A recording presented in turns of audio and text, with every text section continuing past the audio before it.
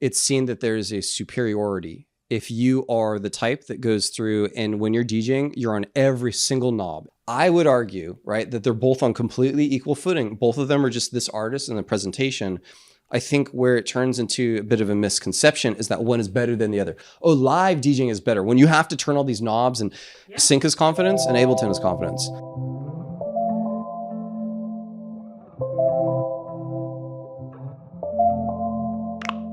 And I'm going to say, welcome to the Rice Cooker. And today we are here with, do I use your full, do you use your full name? Do people, you don't want to get doxxed? Oh, no, I can easily get doxxed. Use my full name. Okay. Tyler Moore, a.k.a. All Hell Breaks Loops, Loops. Correct. So unless it's unofficial, then it's All Hell Breaks Dupes. But that's part of the larger All Hell Break Loopian universe. We can get on that later. It's a multiverse. Thank you. For sure. I'm finally getting recognized for it. I'm going to grab the dog hair in your shirt. You know why? You're going to spend a lot of time grabbing the cat hair, too. And also, I got a haircut today, so we're going to have short or long white hairs, short black hairs, and medium gray. And your shirt could throw off a crime scene, like DNA-wise, like with everything going on. The animals, the Gundam. I mean, of course they exist, but have you seen some of the fashions that they have that are like like crowd analysis camera hardware sort of thing? Oh, yes, I have. Yeah. I have. Yeah. And I've seen that become a thing with headwear, hat and headwear, too.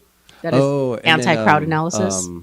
The lady with the good song from a long time ago, she made those silly bucket hats. I don't want to give her any Yes, promotion, MIA made. Oh, there we go. MIA made tinfoil bucket hats. Part of me is like, haha, and part of me is like, wait, should I? So I think I'm the target market for that. Auntie went too far. No, Auntie went too far. I mean, as someone who's embraced the Unk title, right? Yeah, I had to correct my nieces. They're like, Unky Taita. I was like, no, Unk. Single word. 3 letters. Get it right. Yeah. You're like, no, too much Riz. Flugenborg that back. I'll only go into skibbity conversations when there's youth present. Don't flugel my Ghiblies when I'm rizzing. This is just a rejected script. What a way to start a conversation. Yeah, I don't know. I mean, I don't pretend to get content anymore. So anyways, we can talk about that. I know. My wife Maria and I like to joke. We're always like, "Were you content or were you content?" I always just say, shit, right? I okay, hang up my hat. I've retired from my shift at the content, farm, factory, mine today. Whew. Oh, let me shake all the content dust off. But for the sake of my content, sure. Please tell us. Tell us what is All Hell Breaks Loops, because you do a lot of different things. But what are you known for, DJ wise, visual wise? I'm All Hell Breaks Loops, and I think I'm most known for being a VJ, doing live visuals, mostly in concert sort of environments. But I got into all this from DJing, and I think it's absolutely a life skill to be able to speak DJ, to be able to communicate in the same terms, and just even with little things like builds and drops and breakdown, understand with the DJ, hey, this is what we're talking about when we're kind of planning, especially when we're planning at the show. The show gets more complicated. You want to make sure that, those sort of things. I learned that by I mean, we can talk about kind of dips into corporate world and out. But I picked up a lot of interesting slang from working in the action sports industry for a number of years. So I'll say things like pull the cable or something like that, or pull something, and I meant pull the screen down, but I didn't use any words after it. And the poor, like guest artist, DJ VJ who'd never done that before was like, okay, and he pulls the HDMI cable because sloppy verb on my behalf, right? Yeah. So. That's something interesting that I joke that I have to speak 4 different dialects for work, depending on who the meeting's with, where the artist is at, if it's artist and management, if it's just the artist, if it's their little cousin, who's handling merch, so all these things, I don't know, that goes into the sort of culture of DJing so although I said I am a VJ, I would say that I'm like a day trader and cultural arbitrage. I'm just taking one thing and putting it over here, and it makes a little bit more sense here, or the timing's really right here, so that happens with DJing and with VJing. But yeah, I'm just at a very, very simple level. I make the pretty things on the screen show when they're supposed to, and on a very high level, I'm a fractal weapon. So I'm a tactical music unit. I've Hey, decided. congratulations. I think we'll do like a fist bump. It'll be Okay. very like a lot of having machinery It's into too much. that. It's too much power. It's True, too much true, power. true. But I like to give people a little background about how I met someone that I work with. So I met you through a friend, Ryan, and you guys knew each other through college. And Ryan was like, I feel like you guys are playing the same shows or you're doing the same conventions. And Ryan was just very like, oh my God, you guys are gonna be best friends. He was joking about it. And then like we hung out and I saw Ryan like on set and I was like, yo, I'm gonna steal your friend. I'm gonna steal your, we're gonna get tattoos, Ryan. I'm gonna steal your friend.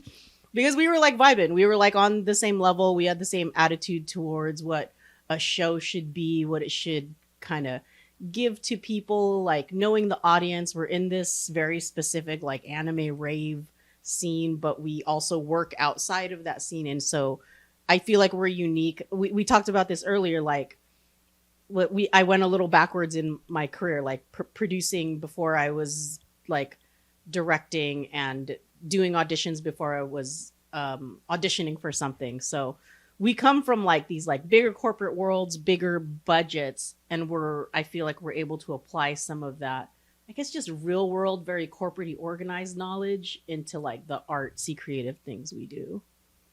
But yeah, that's why we vibe. I think it made total sense, right? That both of us would be in our own lanes, like having. I mean, I got into the anime DJing game relatively, late compared to some people that I know have been going from the start. But it was just funny that like we knew a creative person who knew both of us as creative people. Yeah. And the creative person in the middle had to be like, wait a minute, I think I know two other creative nodes that are kind of doing the same thing. I think you guys would have a lot of overlap, Yeah. and surprise, surprise. So like it all makes sense, but it feels very textbook and at the same time very serendipitous, right? Yeah. That like, oh wow, well it's kind of good Yeah. that Ryan made that connection, because I'm sure there's many people that know people that will get along or work really well, or could have but they just connected don't. us. Yeah. They're like, oh wait, I know both you guys. You guys both are into that niche thing, whatever. Yeah. So I'm glad Ryan had that sort of bridging mindset, like, wait a minute, this makes sense. And then there's a lot of overlap, and I think then as a multi-year friendship, right, being at one point at these different polarities for, oh hey, I'm working corporate, I can hire you for this. Oh, I'm not, but I'm doing this. Hey, let me bring on to this thing that's just a creative funsy thing. Hey, let me bring on to this, there's a budget this time. It's this been interesting sort of, it's a dolphining, right? Like Echo the Dolphin going in and out of water. We also do things where we either don't get paid or we get paid really low. But one thing that I feel like I'm learning from you is, when can you use something that is low budget but you have creative autonomy, like when to use that as an incubator. And I feel like that's something I kind of learned from you, even just the way you set up your space and like your workspace as a studio space, and me trying to figuring out how to do that with my space as well. But yeah, I think there's it's not like just a creative person that does something. It's like a maker, a tinkerer, a solver of problems. And I feel like that's kind of like a mindset that you, me, and Ryan in particular, like tinkerers. If we're not doing this, we're going to be building something out of coconuts and sticks if we didn't have access to this. Like, I already know that about us. So, yeah. Well played on the coconut meme. The stalks on that are going to go but- through the roof. Just the fact that we're doing this now, and then it's going to be released a little bit later, just knowing how much more, Everyone how get much your- that reference your is going to coconut- grow. get your coconut let's get content the ready. Shirts. Let's get the coconut raves. Like, oh man, Coconut raves. I Oh no. yeah. We shouldn't go on that tangent. We'll end up talking about that the whole time. That's a separate podcast. But at the end of the day, we're all makers, and we're all like, and there's a creator recognition types. of these like these different lanes, and it's almost like these like I think I've seen it because we can reference back if we want to dig through the vaults and be like, remember back in the day there was this. Remember back in the day there were no anime DJs. They just hired the wedding DJs, and then that was okay. Yeah. There's those sort of funny stories, but it's an understanding that although that was this like very interesting, beautiful snapshot in time, that's not today. And you can't fully throw away the history in that we've talked about. Specifically with like the process of AMV, right? Like your background in that. Yeah. And my background through anime visuals, which has nothing to do with AMV. Yeah. It's just on the technical side, just on the, can we put this on the video wall? Can, what technology do we have? So there's these sort of recognitions of, it's almost like leapfrogging, right? This sort of experience over here, the experience over here. But it's just interesting because I feel like there's a recognition of history, but not being like tethered to it. Oh, we have to do this because this is how it was Yeah. done back in the day. Oh, you know, it's Yeah. funny. They did that back in the day, and now they're doing it again. And they think they rediscovered it, but they'll just forget it and rediscover it in another 20 years. I think it's Yeah. a kind of That- it's a that's- fluidity with it. That circle is shorter now. Like Yeah. our trends come back in like 8 or 10 years now instead of like 20. But yeah, I mean, at the end of the day, I just feel like there's a generation of AMV kids, like those of us who are editing our video game clips and anime clips to Linkin Park or something, like in the 2000s. A lot of us grew up to be DJs and VJs and stuff like that. And I joke, but we started kind of like pushing, what could we do with my editing background, like as a professional like editor, and then make anime, really expensive looking anime jokes like for an hour, you know, at the Belasco in downtown LA. So we allow each other to do that, knowing that we're capable of it and knowing that we have the history of it, I guess. And that's a good example too, right? Because if we wanted to get lost in the sauce, we have CRT TVs, we have all these Yeah. analog ways to go in and out. Mhm. But it was only when I was like, wait a minute, I found this new technology, right? This ability to sync everything The through time code, time yeah. code. That I was like, wait, if you want to do a couple edits and I'll go crazy and do my entire set, then we can use this new technology that plays nice with this new technology in a reliable way. When you hit play, you see the video frames. Hey, if we can do that, then we can dust off some of the ancient technologies and the AMV sort of things, Yeah. and reincorporate those into. Oh, yeah. So it's I think, It's triple layered nostalgia. Yeah. And it's brilliant and forwards and backwards at the same time. Yes. So Yeah. going every cardinal direction at once is the move. In case you're like, well, what do I do? I'm an aspiring creative. Go north, south, east, to west simultaneously. You'll be fine. Yeah. Yeah. We talk a lot about like tech and culture and stuff. The style that you do we all do like open format to a certain degree. But I feel like thematically, whether you're aware of it or not, when I listen to you DJ and when I hear you workshop a set and put it together, I can hear the theme of like the marriage of technology and art, like in the stuff you play. And I don't even know if you realize that that's what you're doing sometimes, but you always have this like, it's not even like sci-fi, it's like tech sci-fi theme, this layer that gluing your whole set together. But just in case you were wondering like what it kind of like feels like, I think that's also why I don't know if the visuals influence that or if it's just because of the amount of visuals you've done that sci-fi comes out. That's really interesting because there's another they're in kind of a separate lane and different snapshot, right? Different time, right? Yeah. After the what was it also Anime After Dark in January with ALA with Cosplay ALA, Deviants? yeah, Okay. yeah. So that was also under the brand, Anime After Dark. Anime After Dark, Okay. yeah. So after that one, I had just done a bunch of festival dates, and then I was very plugged into this like, oh, visuals are they're so epic and they're so big, right? And it's all AAA, game experiences and this sort of thing. And there's no visual presence, right? So I made the DJ set in that, seeing that in my head and it not quite being there, right? Yeah. So I remember our favorite cousin, Uncle Brian, shout out, mentioned after the set, it was a really, really powerful, important comment. He's like, that was really cinematic. And I was like, oh yeah. Yeah. And then to me, then I because was like, you had no visuals to pair to, so you made your set more visual, whether you knew it or not. So then it was just like, oh, it's cinematic without the cinema, right? Or it's like, okay, next time I need the cinema. But that kind of helped me connect more with, okay, if this is what I'm trying to do, maybe my unique flavor is the brush, right? The brush itself. Mhm. And then, okay, let me try to play into not that I'm like punching down, right? But like, let me get the topical memes. Let me get the things that like are kind of irreverent and silly for the next round, because I saw that if I'm going to have the visual representation, then I can play WAP out or something like that, Yeah, where there you like go. it makes a lot more sense than just like, oh, this guy's a little horny on main, right? No, it makes sense in the context of this party, the visual sync, the fact that, and I think this time more than ever, because I did a panel, I actually had to count how many years I've been DJing anime conventions, and it's a full decade at this point, right? But I went through my set and I was like, I can't play the stock version of anything, right? That's like, I've been doing this for a decade. So part of that hunt was then, I think, those sort of, oh, this sounds a little bit more, there's something else going on here. I recognize the melody. Oh, wait, whose remix is this? Yeah. None of them are mine, right? But it's just that sourcing of like, okay, let me do this. And, things are done mostly for, the order of just BPM. I just go up, up, up, up, up. That's, I guess, a stylistic thing. Yeah. I mean, I like to start up just to get attention, go down a little bit, calm down, and then go back up. Too complicated. Yeah. No, it's like a check mark. Like, but yeah, no, it's very insightful to hear that description of, sort of, because I think, we use the term tactical DJ, where it's like, tactical what's the music event? unit. I like many genres of event. I would rather play to the event than just like force whatever I think is cool, because what I think is cool is contextual, right? Yeah. I think everyone should get a chance to pick the cultural touch points. And I always talk about, like, I might play this song this summer and not play it next summer, and that's fine.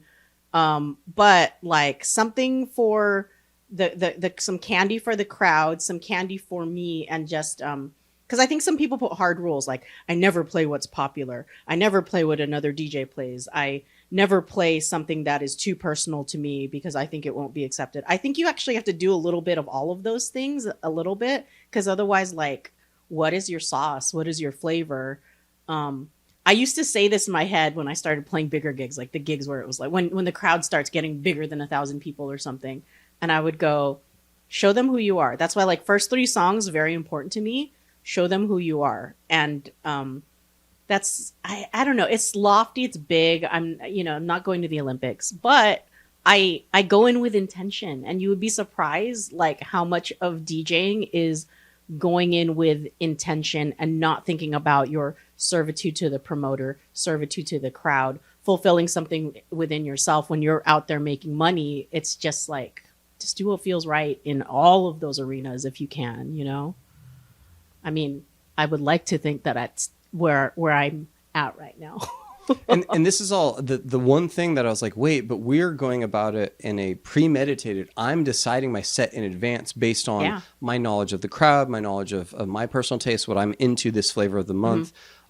We're not even addressing what about the DJs that prepare libraries that are like, okay, I'm going to start with these things and see how the crowd plays into that and then change that. Oh, yeah. It's because, to your point, I think that confidence is required for either flavor. Yeah. But part of my confidence is I spent hours editing this asset. So when I slam that play button, everything's going to be there. But part of that confidence in presenting this song and this energy to you is knowing that I have that visual representation. And that's more or less only feasible premeditated when that set is pre-planned. We're very lucky in that we know enough about the events, and it's repetitive to a certain degree enough that we know what we're going to play for that crowd, because we're not like mobile DJs, we're not bar DJs, we're not restaurant DJs, we're performance DJs. Like, we're very lucky we play to a very niche crowd, because it would suck to prepare an hour of assets and then have to pivot and then not have those assets never be seen when we talk about, like, the visuals. Because it's a real thing that DJs have. Hey, I'm starting out playing this.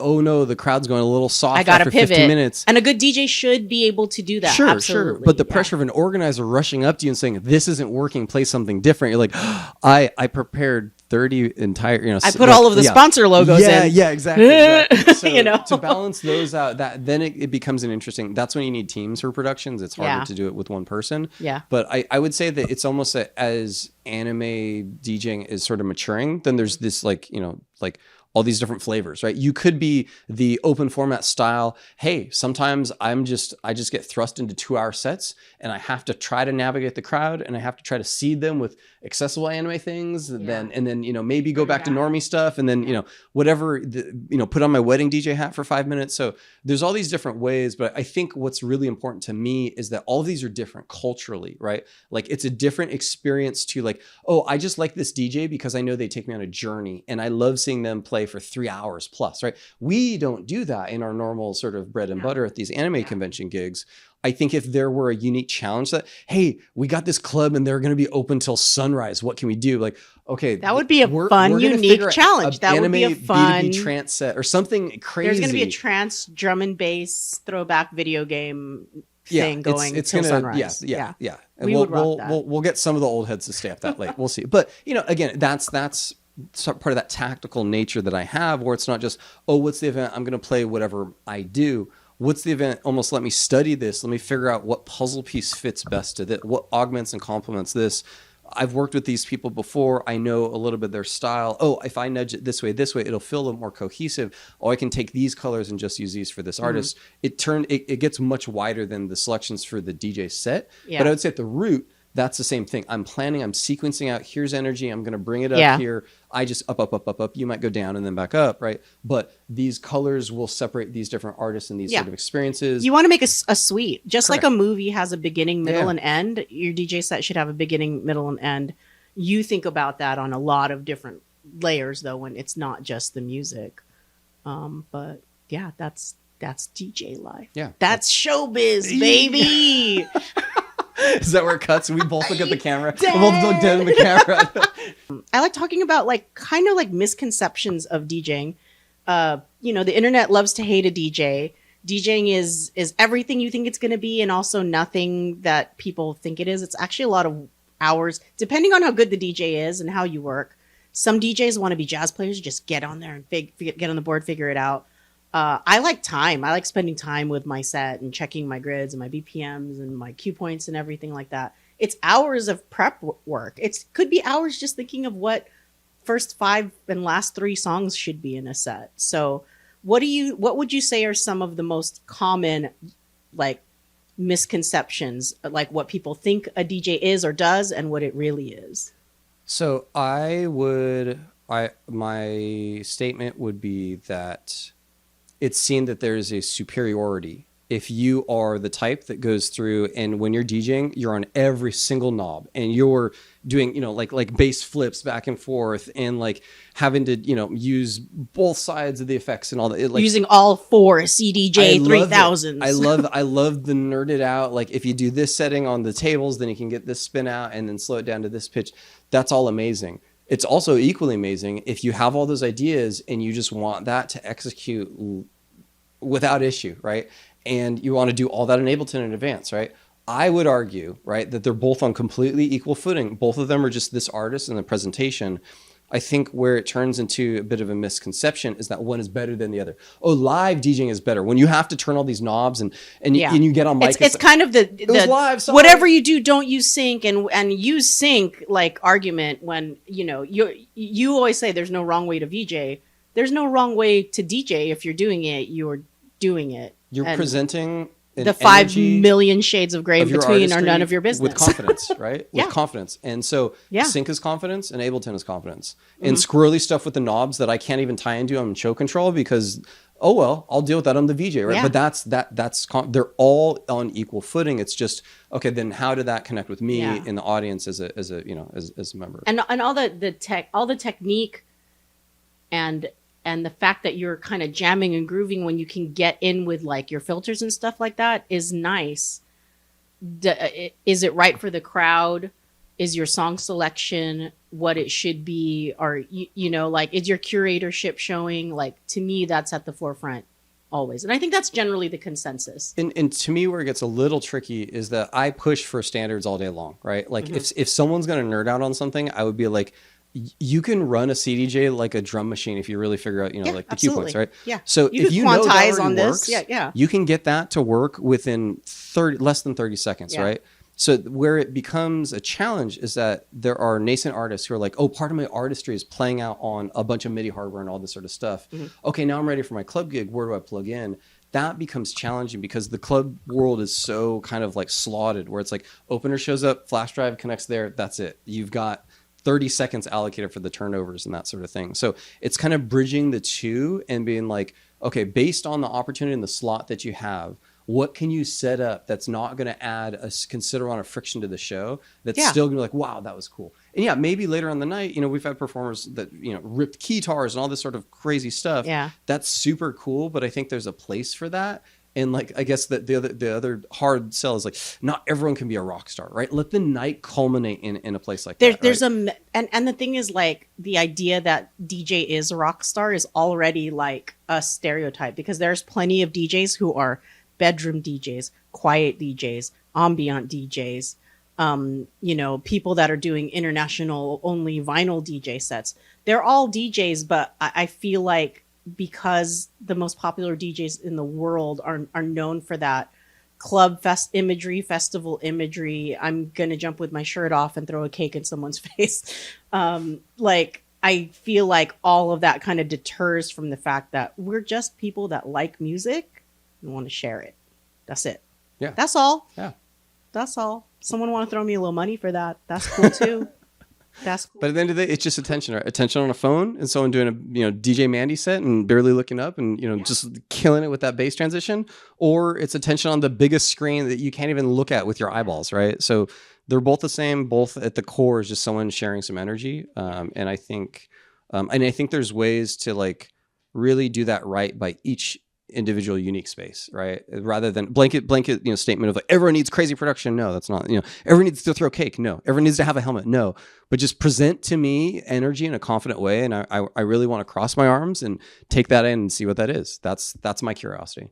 Yeah, I think at the end of the day, it's the marriage of like the technology and the art, and I think the fact that we can get 100 people in a room sometimes to listen to someone share music is crazy. And then when we get on this level where we're doing shows and it's like 2,000 or 3,000 people, I think that's crazy. Like the 13-year-old like that is still very much alive in here is like, that's wild. That's wild. You're on a plane flying to go DJ an anime convention right now. Like that's wild. So I get like my little gratitude dopamine shot when I, if I can put 13-year-old Rhi on the plane, the stinky plane, like it's fine.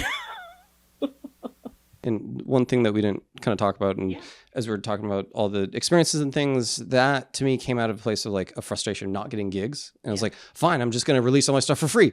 And then with the point of like, if I release them for free, it's like Stardust, right? Like it's all these like resources spread throughout the universe, and someone will pick them up and put them on a wall somewhere. And it happens very slowly, right? But that's grown into a thing where I'm like, oh, now I have a way to connect many other VJs with these resources. So I'm working on something that's basically it's party in a box, right? It'll be the event flyer, right?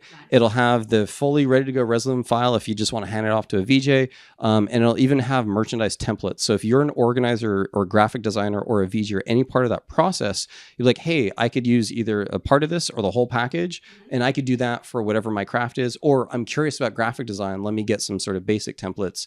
Oh, this is great. Okay. And then, something that's going to be a little interesting is I'm using AI as placeholders, right? They'll all be labeled, replace me with real assets, but there'll be templates that will be intended for you to go out and when your event is ready to then engage with an artist, get that commission, slide these in for ready to go. So that way it's less of a way that I have to do this from scratch. No, I'm trying to make it as easy as possible to do these things the right way. So that's my learning of like party experiences. What are the pain points? Can I help out many people at a way to also kind of offset, any dips in sort of my bookings and things? Like I think I'm trying to find that silver bullet. So anyways, we're getting close. It's lots of interesting flyers out of that one. No, I mean, it sounds like something meant to be modular and maybe just like turnkey. Take something off of somebody else's plate. And then in a way, like the first one is going to be anime raves, and they'll do, Shrek rave and then SpongeBob, right? So it'll be that monthly sort of drip. So there are few people in the world that would actually, this would help me to collect these sort of packages. Oh, but that nice. would be the intent to, do that. And that sort of, what's the most popular one? Patreon sort of model. I was gonna ask like what will be your platform? I'm already there. You're on Gumroad, right? Yeah, that's where I get people like download things for free. So now we'll see if people like downloading things for a little bit of money every month. So. Nice. There you go. So we got you as All Hell Breaks Loops on Gumroad. Yeah, I think you can just search All Hell Breaks Loops Gumroad. I think it's actually ahbl.gumroad.com. It's that short. Okay. But if you just want to go to allhellbreaksloops.com, that will take you to where you need to go. So nice. That's probably easier than, Get those assets out there. Yeah. It's weird. You just like, into the wind assets go. But that's kind of cool because I have also seen you just see your work in the wild and like repost it, that people are loading it, they're using it. I've had they're not bad conversations, but they're surprising conversations where I'll meet some VJ, right, at some event that we both, cross, and it's like, oh, hey, I think we're mutuals. Oh, yeah, I've seen some of your stuff, and then I got a compliment this weekend. Oh, yeah, I see yours putting out that Resolume stuff, so I knew that when bringing you onto this gig, you'd be easy because you know your stuff. And I was like, oh, okay, that'd be good to know, like, in advance. But yeah, very good data feedback. Yeah. All right, so, nice. Yeah, gets out there. Wings. Wings. We're all about assigning wings here at the Rice Cooker. Well, thank you for coming down. I know we're always at each other's house anyways, but thank you especially for today. Thank you, Rice Cooker. Yeah. All right, say goodbye, Rice Cooker. Bye, Rice Cooker. Later on, y'all.